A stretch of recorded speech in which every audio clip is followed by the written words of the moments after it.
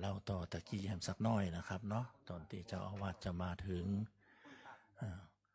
ในเรื่องโรงเรียนวาลีที่ผมไปรับลูกตอน7-8 ปีก่อนเล่าฟังมาได้นะครับเนาะพยามมแรงก็ขับรถไปรับลูกหน้าประตูโรงเรียนวารีหนองหอยซุ้มประตูโค้งขาวนะมีผู้ปกครองนักเรียนมาครับตอนมแมลง3 โมงจอดล้อกันเต็มนั่นนะ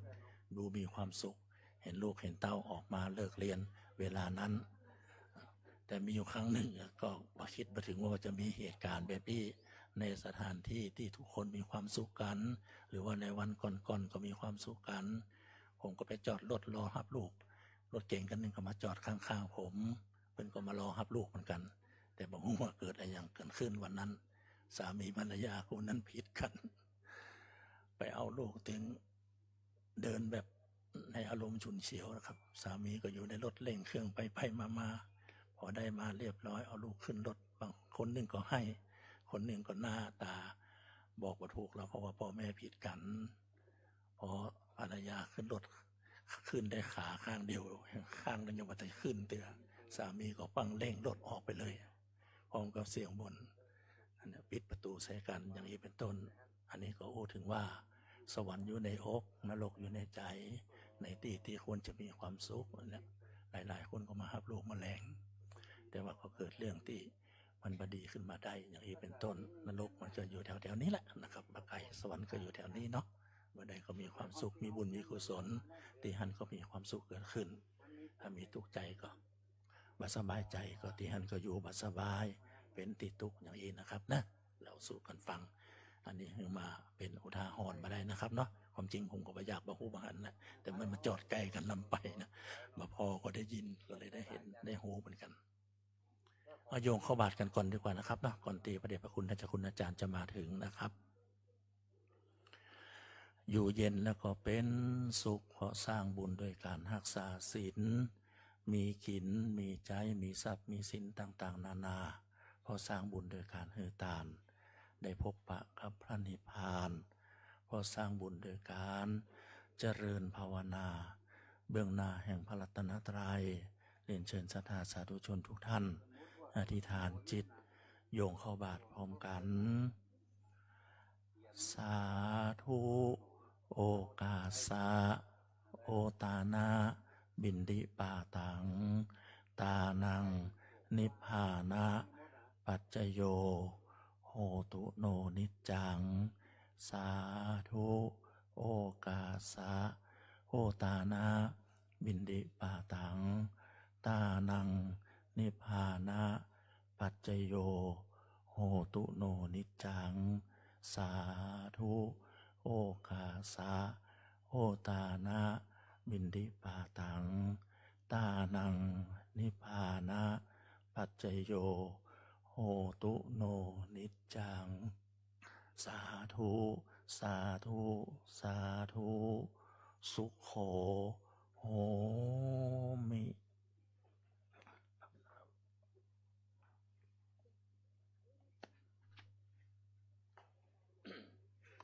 รอเวลารอความพร้อมของพระสงฆ์ของเจ้านะครับเนาะหน้าบุญวันนี้มีบุญแต่ว่าถึงมีถึงแดดก็มีถึงฝนนะครับเนาะเหมาะแต่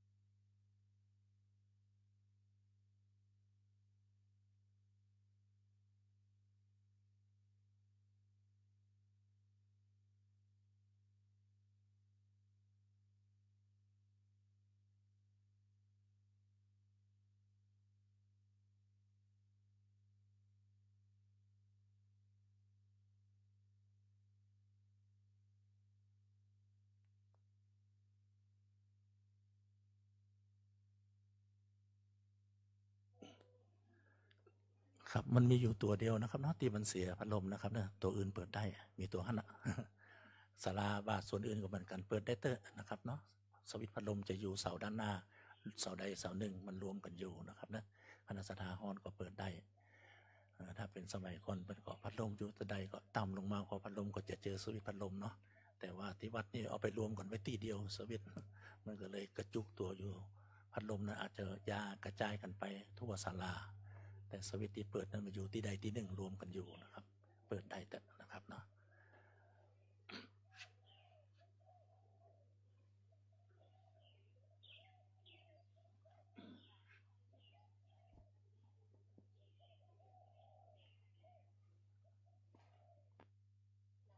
ในช่วงเจ้าก่อนที่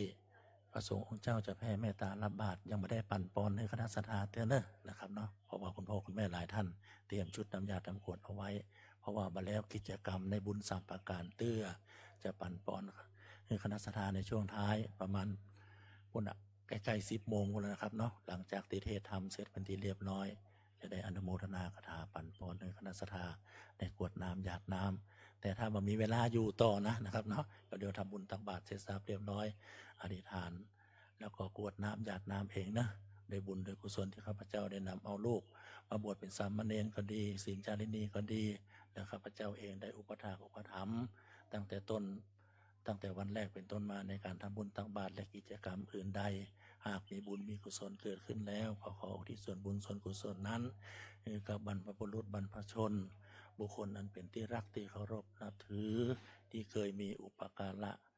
ล่วงลับทำการละจากไปตามการตามเวลา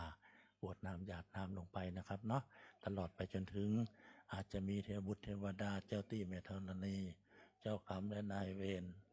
สรรพสัตว์น้อยใหญ่ในวัฏสงสารอันใดก็ว่าไปนะครับเนาะแล้วก็อธิษฐานกรวดน้ำหยาดน้ำเองก็ได้นะครับนะเนี่ยต้นไม้ใหญ่ๆด้านหน้าพระธาตุ2 ต้นซ้ายขวานี่ได้เหมือนกันนะครับเนาะถ้าว่ามีเวลาอยู่ต่อนะครับเนาะแต่ถ้ามีเวลาก็เชิญร่วมกิจกรรมได้อย่างที่ผมบอกตะกี้นะครับ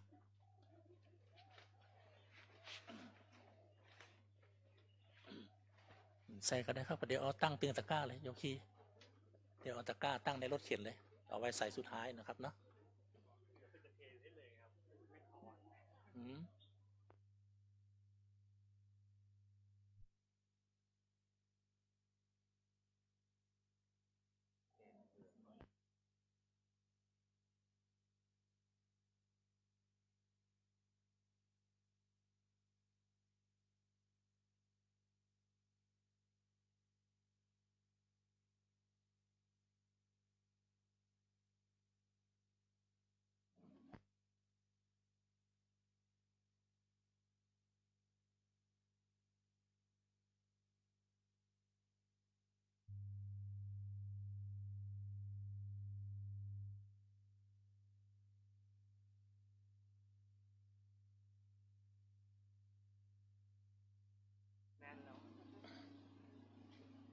มาแล้วครับเจ้าคุณอาจารย์นะครับเนาะเห็นพระ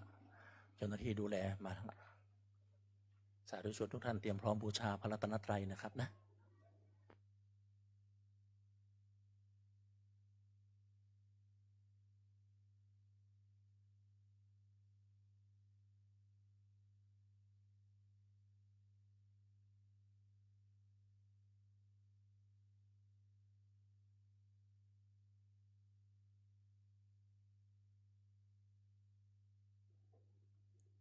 เราจะบูชาพระรัตนตรัยนะอิมินาสการเรนะอิมินาสการเรนะพุทธังอภิปูชยามะพุทธังอภิปูชยามะอิมินาสการเรนะอิมินาสการเรนะธัมมังอภิปูชยามะธัมมังอภิปูชยามะอิมินาสการเรนะอิมินาสการเรนะสังฆังอภิปูชยามะสังฆังอภิปูชยามะอะระหังสัมมาสัมพุทโธภควาอะระหังสัมมาสัมพุทโธภควาพุทธังภควันตังอภิวาเทมิพุทธังภ ะคะวะตังอภิวาเทมิ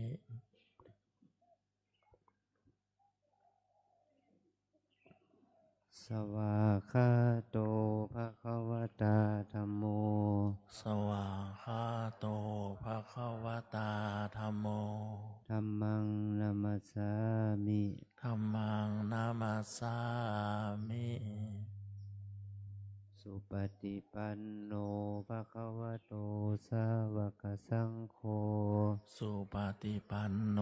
ภะคะวะโตสาวกสังโฆ สังฆังนามามิ สังฆังนะมามิ นะโมตัสสะภะคะวะโตอะระหะโตสัมมาสัมพุทธัสสะนะโมตัสสะภะคะวะโตอะระหะโตสัมมาสัมพุทธัสสะนะโมตัสสะภะคะวะโตอะระหะโตสัมมาสัมพุทธัสสะ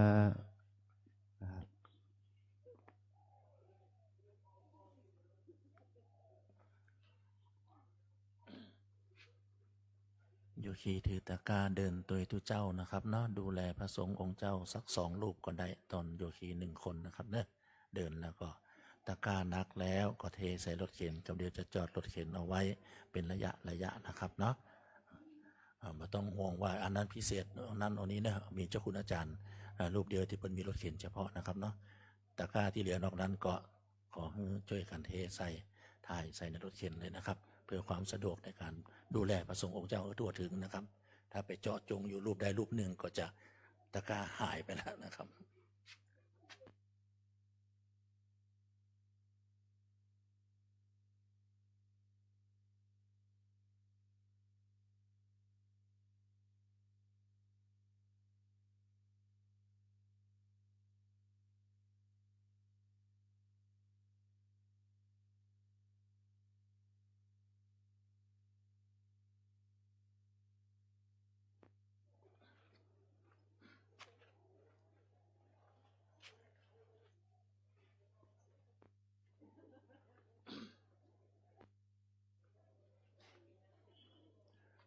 คุณพ่อคุณแม่คณะสัตยาท่านใดที่มาถึงเจ้ามาถึงก่อนแน่นอนรถของท่านจะต้องได้จอดตั้งใน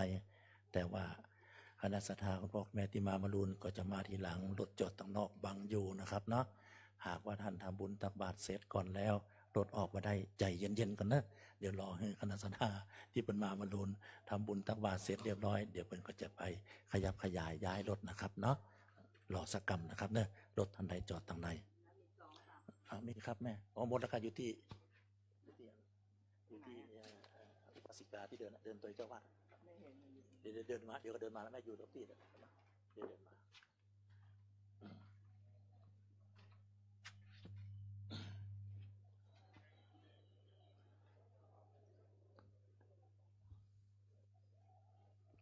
ท่านใดรู้สึกว่ามามรูนจอดรถบังกันอื่นอยู่ตอนนี้มาเป็นอย่างนะครับเนะกับเดี๋ยวทำบุญตักบาตรเสร็จเรียบร้อยก็ไปขยับขยายหากจะอยู่ร่วมกิจกรรมต่อก็ย้ายให้ทั้งไหนออกก่อนนะครับเนาะกับเดี๋ยวเขาก็จอดแล้วปิกมา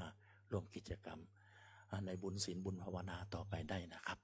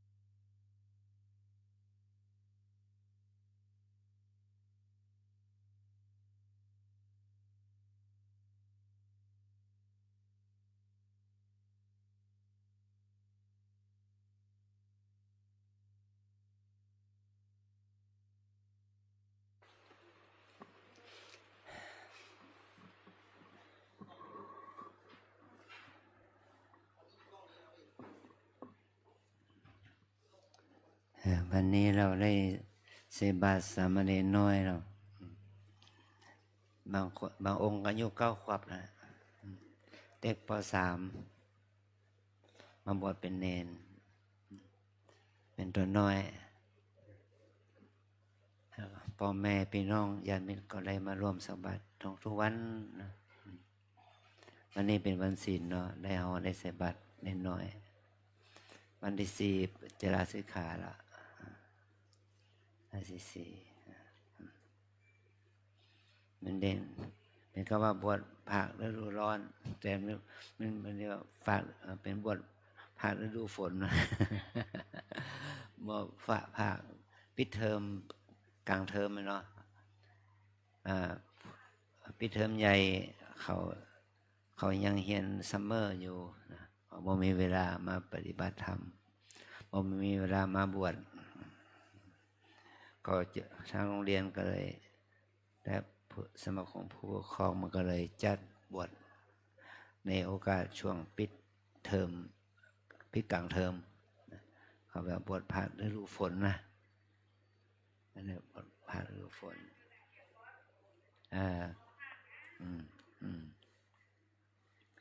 นี่คือ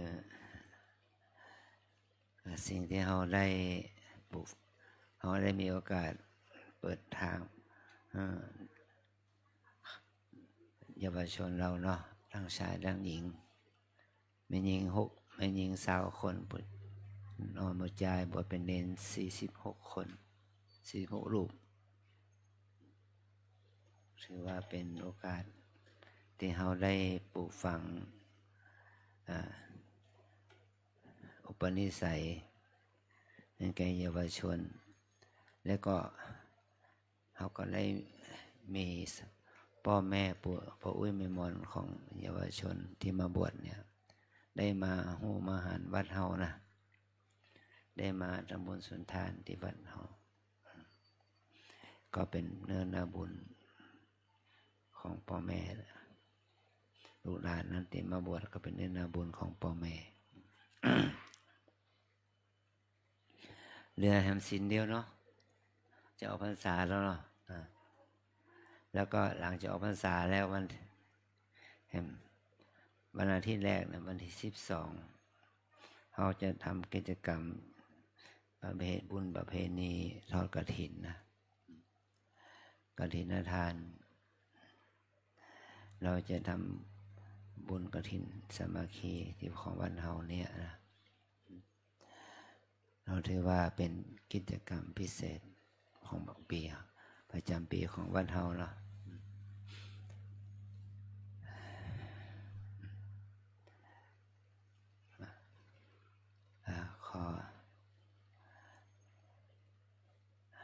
ตอนนี้ข้างนอกนั้นเรียบร้อยแล้วนะขอเจริญพรเชิญญาติโยมได้เข้ามาในศาลาในวิหารหรือว่านั่งตามศาลาบาทปฏิบัติธรรมไปด้วยหรือว่านั่งสมาธิภาวนาฟังธรรมไปด้วยนะทางในวิหารเราจะทำพิธีไหว้พระรับศีล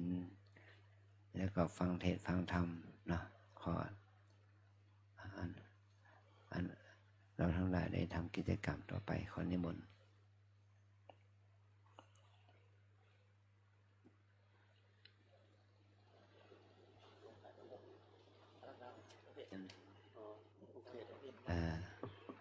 ขอเชิญอารัธนาองค์เทศขึ้นสู่ธรรมาสน์แก้วเพื่อโปรดศรัทธาญาติโยมครับวันนี้อาจารย์นวยศิลป์จะได้เป็นองค์เทศนะ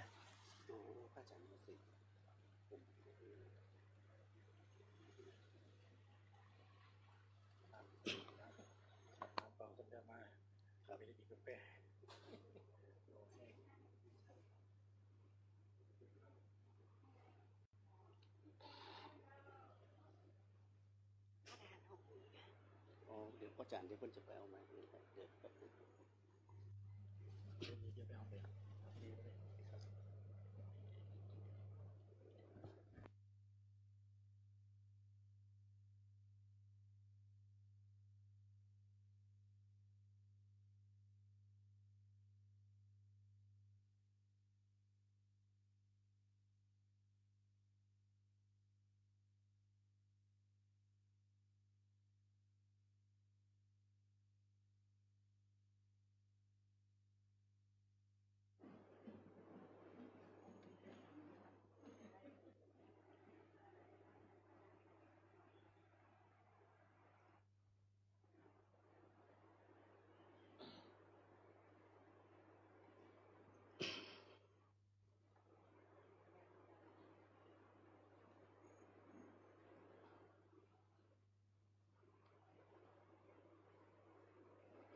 ต่อไปจะได้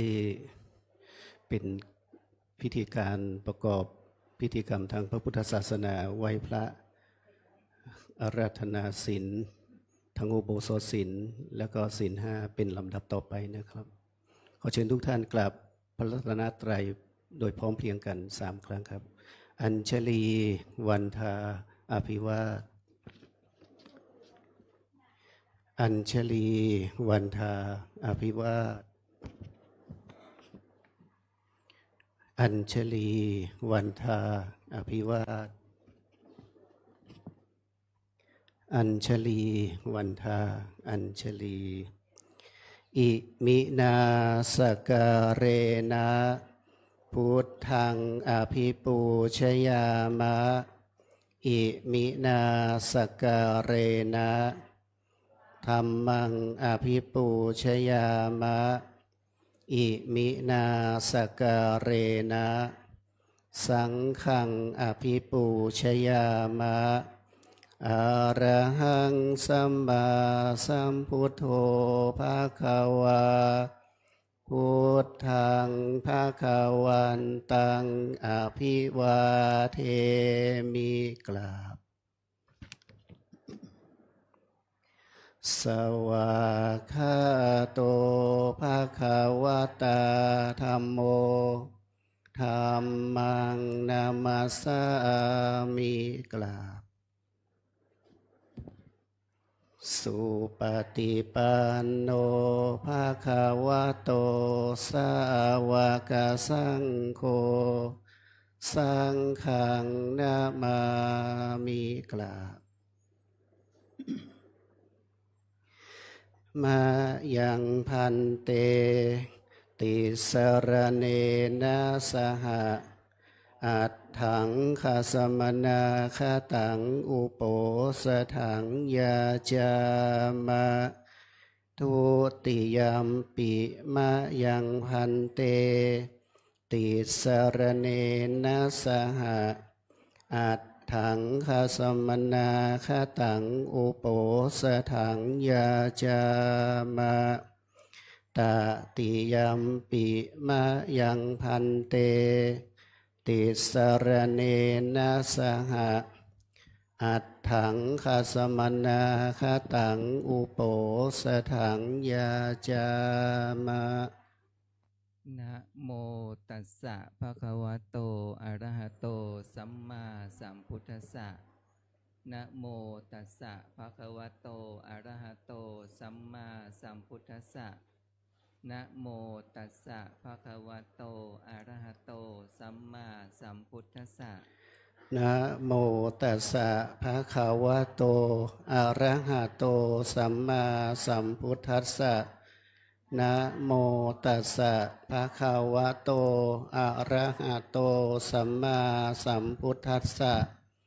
นะโมตัสสะภะคะวะโตอะระหะโตสัมมาสัมพุทธัสสะพุทธังสารนังคัจฉามิพุทธังสรณังคัจฉามิธัมมังสารนังคัจฉามิธัมมังสรณังคัจฉามิสังฆังสารนังคัจฉามิสังฆังสรณังคัจฉามิทุติยัมปิพุทธังสารนังคัจฉามิทุติยัมปิพุทธังสรณังคัจฉามิทุติยัมปิธัมมังสารนังคัจฉามิทุติยัมปิธัมมังสรณังคัจฉามิตติยัมปิพุทธังทุติยัมปิสังฆังสารนังคัจฉามิทุติยัมปิสังฆังสรณังคัจฉามิตติยัมปิพุทธังสารนังคัจฉามิตติยัมปิพุทธังสรณังคัจฉามิตติยัมปิธัมมังสารนังคัจฉามิตติยัมปิธัมมังสรณังคัจฉามิตติยัมปิสังฆังสารนังคัจฉามิตติยัมปิสังฆังสรณังคัจฉามิติสรณะคัมนังนิทธิตังอามะพันเตปานาติปาตาเวระมณีสิกขาปะทังสมาธิยามิปานาติปาตา เวระมณีสิกขาปะทังสมาธิยามิ อทินนาทานาเวระมณีสิกขาปะทังสมาธิยามิ อะทินนาทานาเวระมณีสิกขาปะทังสมาธิยามิ อะพรหมจริยาเวระมณีสิกขาปะทังสมาธิยามิ อะพรหมจริยาเวระมณีสิกขาปะทังสมาธิยามิ ผู้ที่รักศีลห้าก็มีอยู่ กาเมสุมิชฌาจาราเวระมณีสิกขาปะทังสมาธิยามิ เวระมณีสิกขาปะทังสมาธิยามิ มุสาวาทาเวระมณีสิกขาปะทังสมาธิยามิ มุสาวาทาเวระมณีสิกขาปะทังสมาธิยามิ สุราเมรยะมัชฌัปปมาทฐานาเวระมณีสิกขาปะทังสมาธิยามิ สุราเมรยะมัชฌะปมาทัฏฐานาเวระมณีสิกขาปะทังสมาธิยามิ วิกาละโภชนาเวระมณีสิกขาปะทังสมาธิยามิ วิกาละโภชนาเวระมณีสิกขาปะทังสมาธิยามิ นัจจะขีตะวาทิตะวิสุกัตทัสสนะมาลาคันทะวิเลปนะธารณะมันดะนะวิภูสนัทธานาเวระมณีสิกขาปะทังสัมมาทิยามิ นัจจะคีตะวาทิตะวิสุกะทัสสนะมาลาคันทะวิเลปนะธารณะมันดานะวิภูสนัทฐานาเวระมณีสิกขาปะทังสมาธิยามิ อุจจาสยนะมหาสยนาเวระมณีสิกขาปะทังสัมมาทิยามิ อุจจาสยนะมหาสยนาเวระมณีสิกขาปะทังสมาธิยามิ อิมานิอัฏฐสิกขาปทานิสัมมาทิยามิ อิมังอัฏฐังคสมนาคตังพุทธปัญญาตังอุโปสถังอิมันจะรตติงอิมันจะทิวัสสังสัมมาเทวะอภิรักขิตุงสมาธิยามิทุติยัมปิอิมังอัฏฐังคสมนาคตังพุทธปัญญาตังอุโปสถัง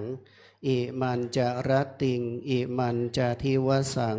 สัมมาเทวะอภิรักขิตุงสมาธิยามิ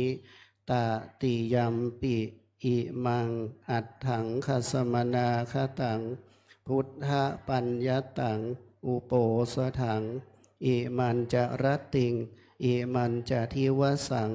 สัมมาเทวะอภิรักขิตุงสมาธิยามิอิมานิอัฏฐาจะปัญจจะสิกขาปทานิสิเลนะสุขติงยันติ สาธุ สิเลนะโภคะสัมปทา สาธุ สิเลนะนิพุติงยันติตัสมาสีลังวิโสทะเย สาธุพันเต ต่อไปจะได้